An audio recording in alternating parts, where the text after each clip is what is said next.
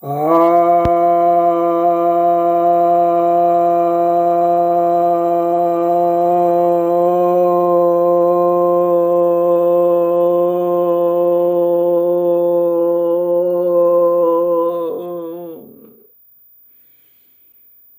Namaskaram. I pay my solemn obeisance to all the viewers. Today we would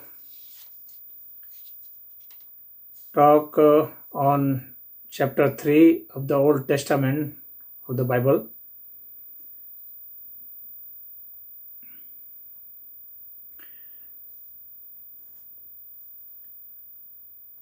So this chapter reads,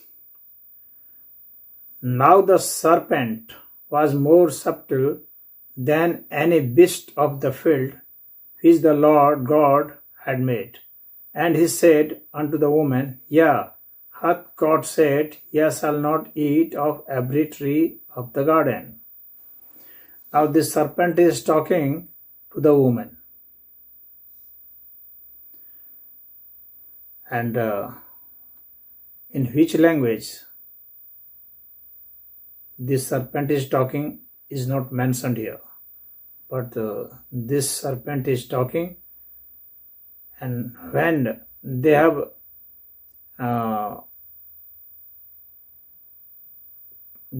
created the language, it is not mentioned. Language can't be created in one stroke. It is a gradual evolutionary phase. It is gradual evolutionary process. And language, whether verbal or by any means, it needs experience of not a single person but of group. It evolves in group, not in a single person. If a single person is left open to any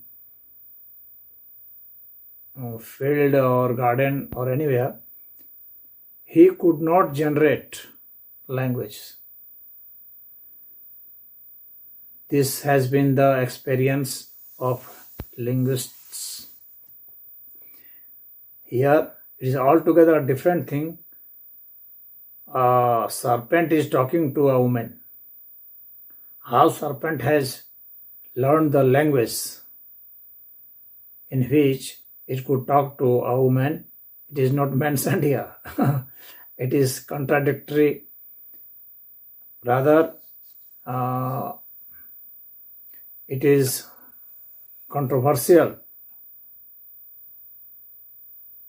in the sense of origin of language in animals and in human also.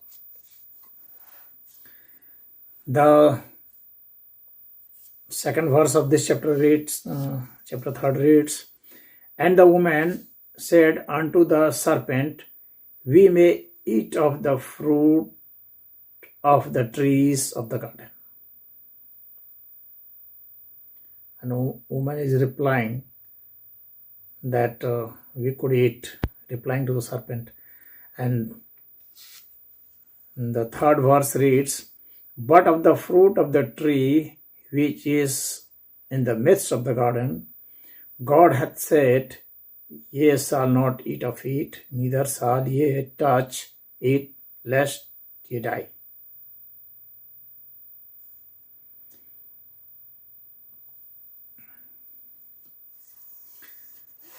God has forbidden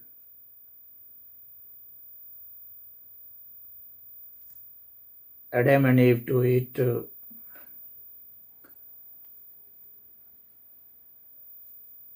the fruit of this tree, which is said that it would give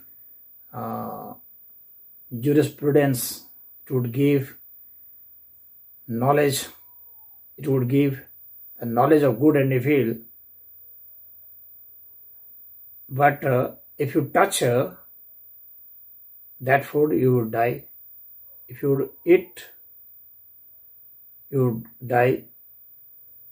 So this again is very controversial. And the serpent said unto the woman, Ye shall not surely die.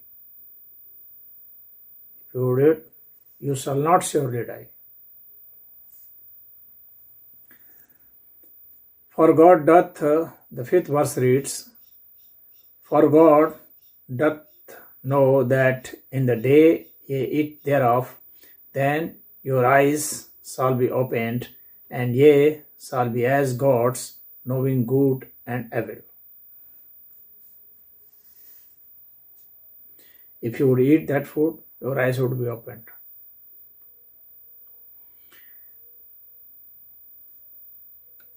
This is something, always illogical things are written here. If you eat that food, your eyes will be opened. How that opens eye and how the eyes are not opened before that, it should be made clear. What is the meaning of opening of eyes? Is it the opening of eyes or opening of the brain or opening of the vision or opening of the wisdom? It is not clearly mentioned. The 6th verse reads, And when the woman saw that the tree was good for food, and that it was pleasant to the eyes, and a tree to be desired to make one wise, and a tree to be desired to make one wise, she took of the fruit thereof, and did it, and gave also unto her husband with her, and he did it. So here it is mentioned that fruit, if you eat that fruit, it would make you wise.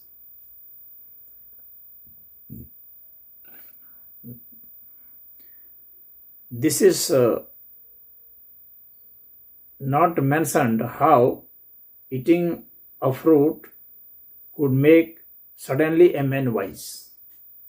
What mutation has brought up?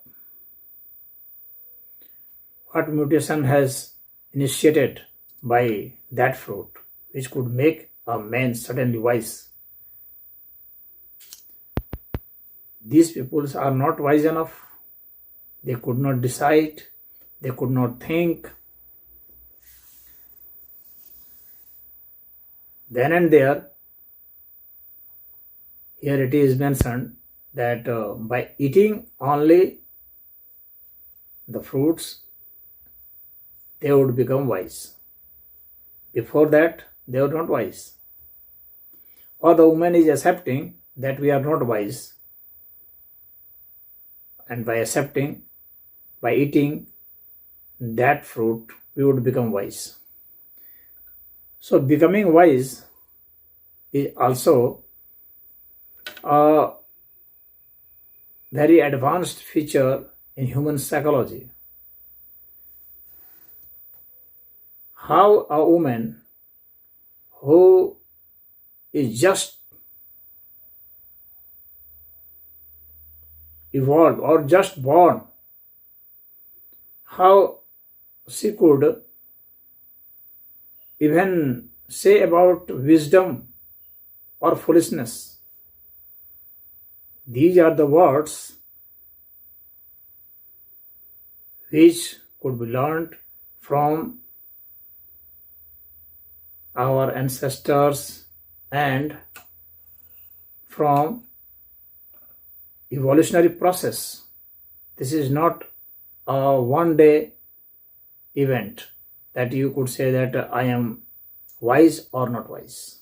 If a person is born today, how could that person say that he is wise or not wise.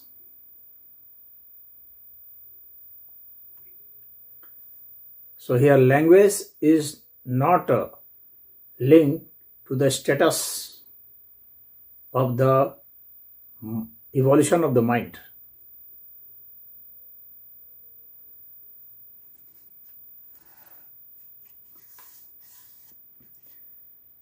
And the eyes, the 7th verse reads, and the eyes of them both were opened, and they knew that they were naked.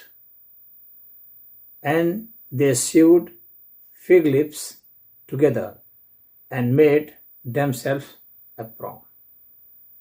aprons. So when their eyes opened, they came to know that they were naked. You cannot be ashamed of nakedness when you are only two and you have not seen anyone in clothed condition. You cannot define even nakedness. Only when you have seen anyone in clothed condition, you could compare that whether that is good or this is good. So, since they have not observed any person in clothed condition, how they have come to the conclusion that they were naked and they need it to be covered. So, it is very funny things. It is very funny that these people are deciding that they are naked and they sewed fig leaves. They sewed fig leaves. How they have sewed, how they have known sewing process, unless and until they have learned from somewhere, how they have come to know that we have to sew these leaves in order to cover their private portions. And they heard, the 8th verse reads, and they heard the voice of the Lord God walking in the garden in the cool of the day. And Adam and his wife hid themselves from the presence of the Lord God amongst the trees of the garden. So this is again a verse with a, I would say, with a nonsense presumption. They have heard the voice of the Lord. How they knew that it is the voice of the Lord? First thing is this. How they have recognized the voice.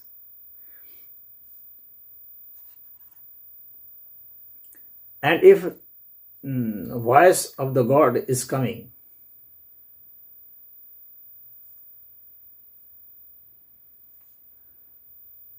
and they have also assumed, visualized that God is walking, it means God is in the form shaped. Christianity believes that God is formless, but here God is speaking. That means he has mouth. This is again a form structure, and God is walking in the garden. That is again a form event. And then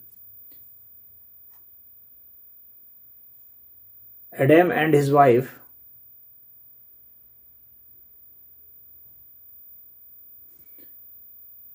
hid themselves from the presence of the Lord God.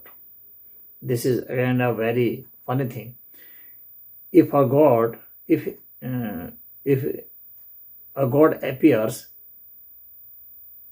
how you could hide yourself? God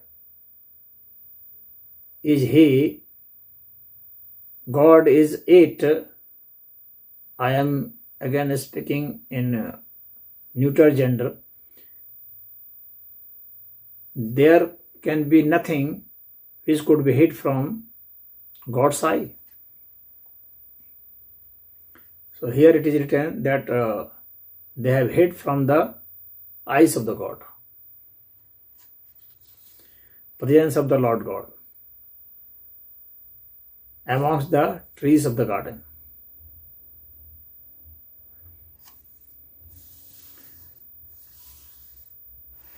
God's view is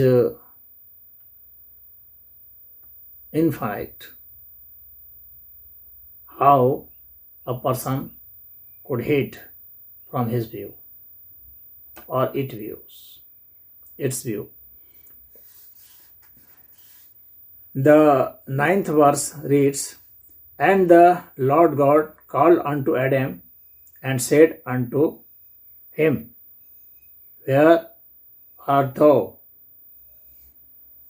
This is a clear indication that here God has called the Adam. It means this God is behaving like a human. And they are saying that God is formless. This is so double talk. We could only be baffled with these claims. And the Lord God called unto Adam and said unto him, Where art thou? And where art thou? This clearly also indicates that this God is not knowing where were these people. The 10th verse reads, And he said, I heard thy voice in the garden, and I was afraid, because I was naked, and I hid myself. So Adam is saying that I heard your voice in the garden. Hence, he was recognizing the voice, he was recognizing the footsteps, and he hid behind the leaves, behind the trees. And so he is saying that I was afraid, like a child who is afraid of doing something mischief. So when a child commits some mischief thing, he gets afraid of his parents. So in like sense, Adam is behaving. The 11th verse reads, And he said, Who told thee that thou wast naked?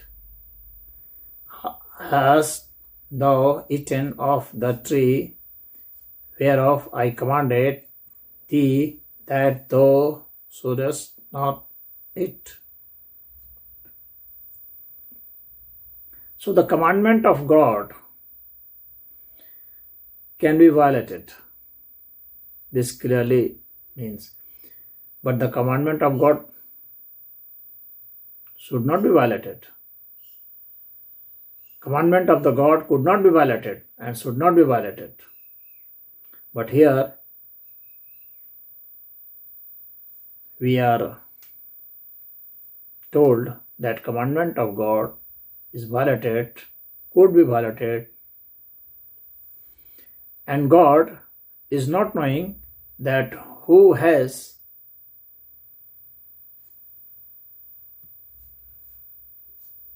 given this mischief advice against the God to Adam and Eve. This God is not knowing. This is why this God is saying that who had told you. That means this God is not knowing. Otherwise, what is the use of questioning? The 12th verse reads, and the man said, the woman whom thou gavest to be with me, she gave me of the tree, and I did it.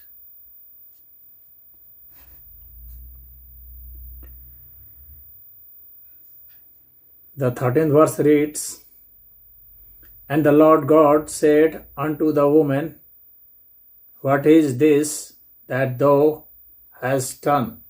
And the woman said, the serpent beguiled me, and I did it.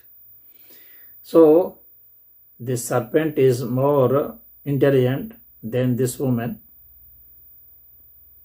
This is why the serpent had been able to beguile her. And Lord God was not knowing the reasons behind this also. This is why Lord God is asking. So this book, this Bible is so contradictory, so illogical, so unscientific that only childish people should accept the version of this.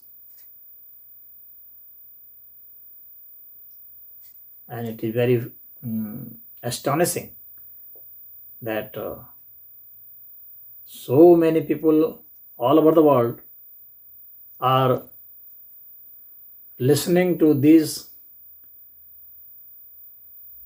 illogical verses.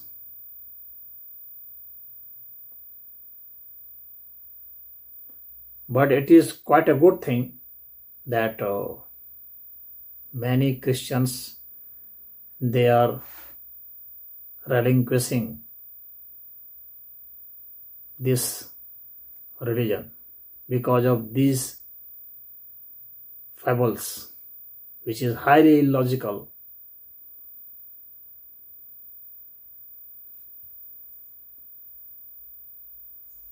And they are adopting some logical religions like Sanatana Dharma and Buddhism and Jainism. They all are Sanatana Dharmas. Buddhism is also one of the sect of the Sanatana Dharma, and Jainism is also one of the sect of the Sanatana Dharma. So it is good that they are accepting and they are giving importance to their intelligence and to their knowledge.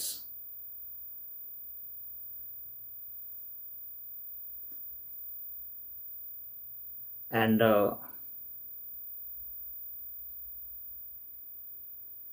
we could hope that either they should accept Sanatana Dharma or they should become atheist. There is no harm in that. But the reasoning should be prevailed. We could not ignore our mind. We could not ignore the intelligent sense. We could not ignore scientific knowledges.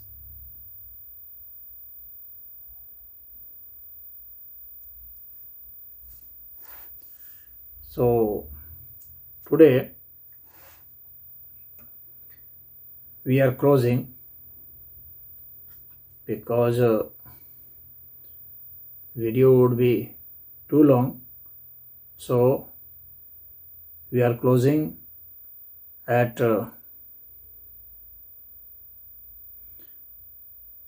13th verse.